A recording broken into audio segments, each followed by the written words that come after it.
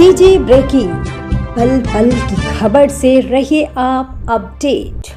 गरियाबंद से इस वक्त की बड़ी खबर आ रही है। 1 घंटे की वर्षा ने गरियाबंद का जनजीवन किया अस्त व्यस्त। आपको बता दें कि इस वक्त की बड़ी खबर गरियाबंद से आ रही है। 1 घंटे की वर्षा ने गरियाबंद का जनजीवन किया अस्त व्यस्त। ठंड में वर्षा होने से बढ़ी और ठंड। खपरेल से बने हुए मकान में रहने वालों के लिए यह बरसात आफत लेकर आई है।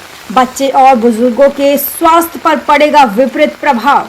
वर्षा के चलते धान खरीदी केंद्रों में धान के भीगने से क्वालिटी में आएगी भारी गिरावट।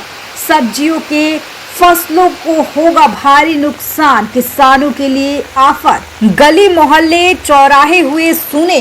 अधिक जानकारी के लिए गरियाबंद से जुड़ते हैं हमारे संवाददाता। जी बताएं, लगातार 1 घंटे से गरियाबंद में बारिश हो रही है, इससे वहां की स्थिति क्या है और क्या नुकसान होने की संभावनाएं हैं? देखिए, गरियाबंद में बीते 1 घंटा से लगातार वर्षा हो रही है। गरियाबंद का जनजीवन पूरी तरह से अस्त व्यस्त हो चला है और इस ठंड के मौसम के बीच में अगर वर्षा गिर रही है, बरसात गिर रहा है, तो निश्चित रूप से इसका दुखद परिणाम आ सकते हैं, खास करके बच्चों के लिए और बुजुर्गों के लिए। ये दो लोगों के लिए फिक्र करने की बात बढ़ गई है, क्योंकि एक तो वैसे भी ठंड का मौसम है और इस पानी गिरने से ठंड और बढ़ जाएगा। इससे इन्फेक्शन भी जहां बढ़ेगा वहीं अस्पतालों में मरीजों की संख्या बढ़ जाएगी। विशेष करके इस अवसर पर बच्चों को और बूढ़ों को विशेष करके देखरेख करने की अधिक आवश्यकता है।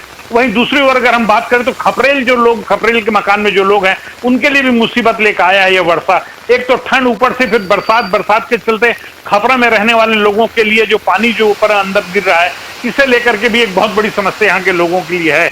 अगर मैं तीसरी बात कहूँ कि जो सबसे बड़ा जो एक नुकसान है, जो राज्य शासन के लिए जो नुकसान है इस वर्षा से, वो ये है कि करोड़ों रुपए को धान जो है खरीदी केंद्रों में पड़ा हुआ है और इन स्थितियों के बीच में इन धान को भीगने से बचाना बहुत मुश्किल है। हालांकि प्रशासन ने तालपत्री की व अन्य पॉलीथीन की व्यवस्था किया है, लेकिन इतनी व्यवस्था वहां पर नहीं है कि पूरे धान को एक समुचित और सुरक्षित रखा जा सके। वहीं दूसरा एक कि जो धान का जो फड़ है, वहां भी पानी इतना भर गया है वहां पर कि वहां भी पानी के चलते धान को सुरक्षित रखना मुश्किल होगा, जिसके चलते क्वालिटी में भी काफी गिरावट आने की संभावना बनेगी। और इस क्वालिटी में गिरावट आने से इसका जो रेट है उस पर भी काफी मतलब राज्य शासन को नुकसान होगा, क्योंकि इन धानों को दूसरे राज्यों में बेचा जाता है, दूसरे प्रदेशों में बेचने के कारण वो जो कीमत जो मिलना है वो नहीं मिल पाएगा।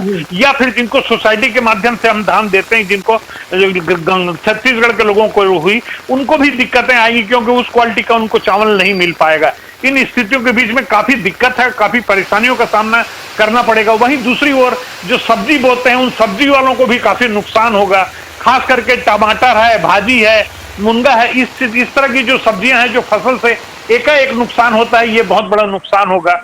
वहीं दूसरी बार अगर मैं कोई बात करूं तो एक और बहुत बड़ा नुकसान है, जो पशु पक्षी हैं, जो लवारिस की हालत में रहते हैं, जिसको चाहे मुर्गी फार्म हो चाहे वो पशु फार्म हो, वहां भी इस पानी गिरने से और ठंड के चलते, ठंडी हवाओं के चलते, वहां भी उनके लिए भी आफत लेकर के आएगी। अब ये कहना तो खैर बहुत मुश्किल होगा कि क्या होगा, लेकिन हो सकता है इनकी संख्या, मौत की संख्या मुर्गियों की काफी बढ़ जाएगी। जो मुर्गी व्यवसाय करते हैं उनके लिए भी काफी बड़ी दिक्कत आएगी।